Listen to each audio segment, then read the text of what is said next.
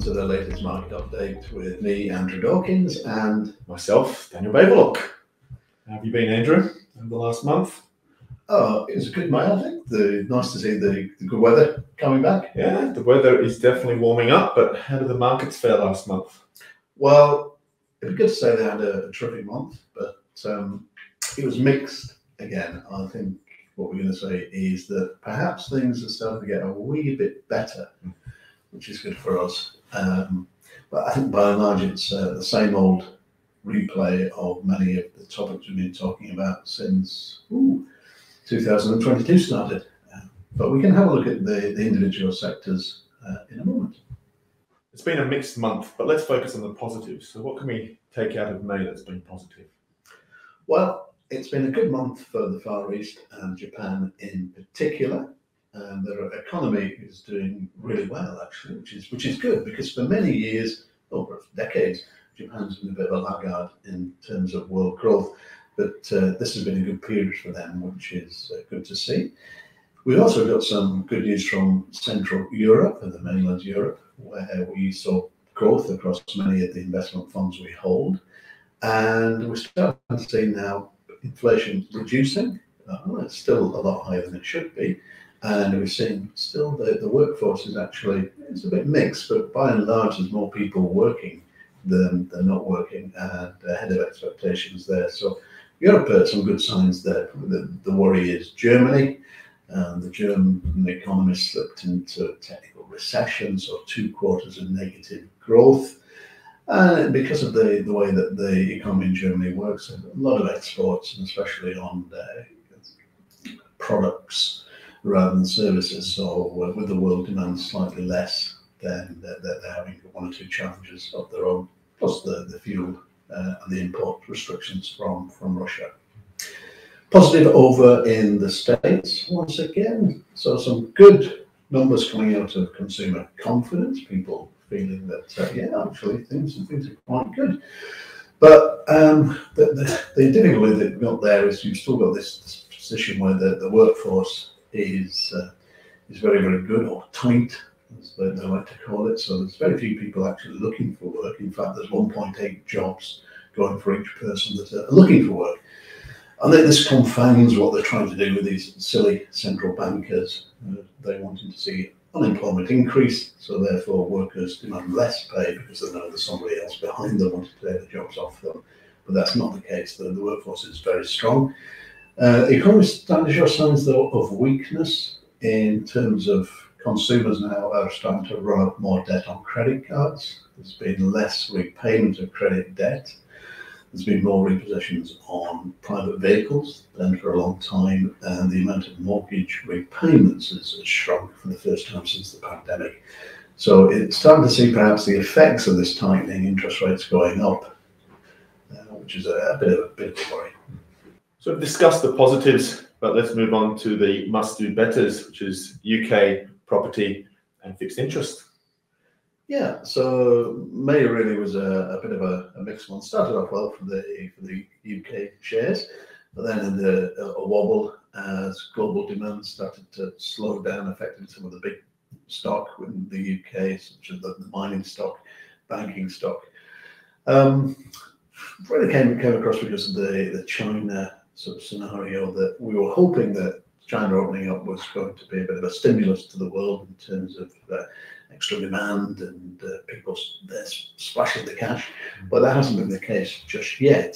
And I think one of the reasons for this is probably the Chinese population are saving as much of the money as possible, just in case, heaven forbid, we get another lockdown from another set of diseases, illnesses, etc.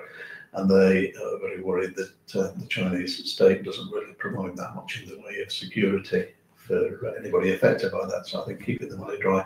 The other thing as well is that quite a number of the middle class in China have been encouraged to invest in property. And unlike the UK and many parts of Europe, they're building huge amounts of property over there. But they're finding that now they don't have the demand to fill the units. So there's quite a bit of empty accommodation there, even though it's got hefty mortgages and finance to sort of bankroll. So the Chinese economy going through a little bit of a soft patch at the moment. Manufacturing is down. Exports are up, but most of the exports that they're bringing out are for electric vehicle exports, which made up 60% of China's exports during the month, which is quite a huge figure. So UK, yeah, we've been beset by challenges, most notably the silly decisions by the Bank of England and other central banks to keep raising interest rates. So it'll take a wee while for the effects to feed through, but one of the things that was spoken about was that the fact that it takes quite a while for interest rate changes to feed through into the real world, and so far we've only seen around about a third of the rate increases started to take effect, and that was admitted by Andrew Bailey, the Governor of the Bank of England. So we've got another sort of sharp lot of rate increases to feed through. Never easy. And then property. Our property is suffering as well now. This is worldwide property. Lack of demand really, because of the fact that a lot of commercial property is bought through finance, and with finance being harder to obtain now and more expensive, then it makes this sector a little bit vulnerable to what's happening just at the moment. Now turning to our old friend, fixed interest. Yeah, so once again, the fixed interest side is one or two funds have been positive this month, but very few. And in fact, the biggest fallers to many of the portfolios over this month has been lending onto the UK government, or what we call the gilts market. That's seen significant downside once again, as the bank continues to raise interest rates. So investors in fixed interest assets, as we've been banging on about now for 10 years, probably, beware that this traditional safe asset class, cautious, low risk, is anything but just at the moment. And with inflation not yet under control, it's a bit of an issue for anybody trying to make a quick return. Certainly fixed interest is something that we've been very sceptical about in the past, and we don't see much upside to be had for getting in just at the moment. You briefly mentioned inflation there, and I know that a lot of our clients are interested in where inflation is headed. What are your thoughts? Yeah, well, the inflation figures generally worldwide are starting to fall now, which is good news.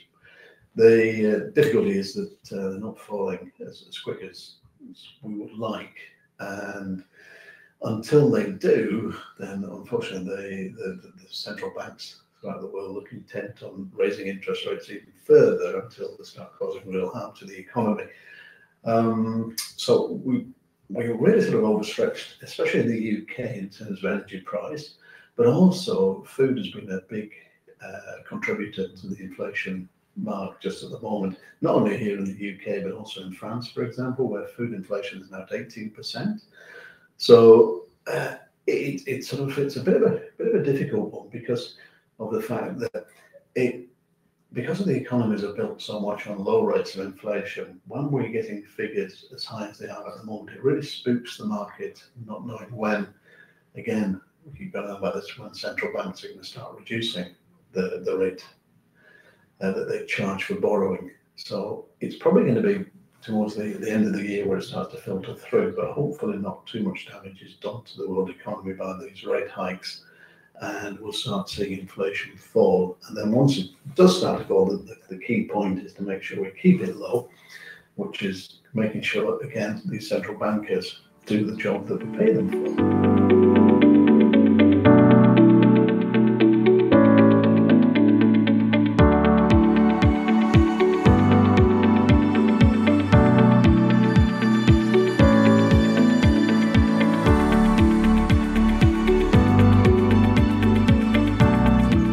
As we do every month, we go through the ARD consultancy portfolio, and we go through the 1 month, 1 year, 3 year, 5 year and 10 year figures. And we'll start with the defensive portfolio. So over the month of May, the fund was down 1%. Over 1 year, down 0.3 of 1%. Over 3 years, up 0.94 of 1%. Over 5 years, up 9.9%, and 10 years, up 51%. And the cautious portfolio? Down this month, 0.84 of 1%. Over the year, down 1.4%. 3 years positive, 9.89%. 5 years were up 18.8%. and 10 years up 76.9. And the balanced portfolio?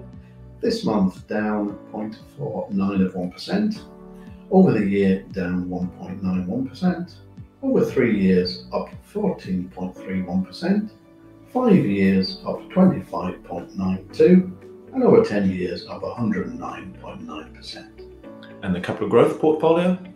This month down 0.16%, over the last year down 2%, over 3 years up 16.79%, 5 years up 27.86%, 10 years up 130.4%. And finally, the aggressive portfolio. This month up 0.16%, over the year down 0.39%, over 3 years up 24.85%, 5 years up 37.44%, and 10 years up 158.2%.